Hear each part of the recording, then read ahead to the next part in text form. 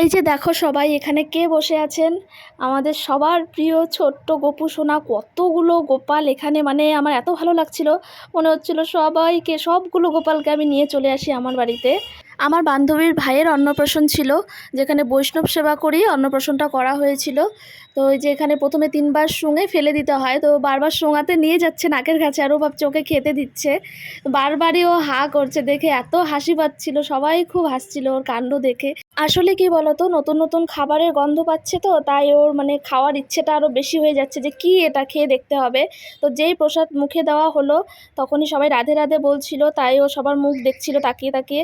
তারপরে যে ফাইনালি অন্নভোগ মুখে দেবে, তো সব কিছু একসঙ্গে নিয়ে অল্প করে দিতে বলেছে। ওটাই ও দেখছে যে আমাকে কি কি দেওয়া হচ্ছে, সব দেওয়া হচ্ছে তো, কিছু বাদ পড়ে যায়নি, তো ওটাই ও চেক করছিল। যেই সব কিছু মিলিয়ে ওর মুখে দেওয়া হলো, ওর মুখের রিয়াকশানটা একবার শুধু তোমরা দেখো, হয়তো ঝাল লেগেছে মনে হয় বেচারার। তারপরে এই যে অনেক কিছু দিয়েছে ওকে ধরার জন্য, তো ও গীতাটা প্রথমে ধরেছে, সেটা আমি ক্লিপটা তুলতে মনে ছিল না, তারপর পেন ধরেছে।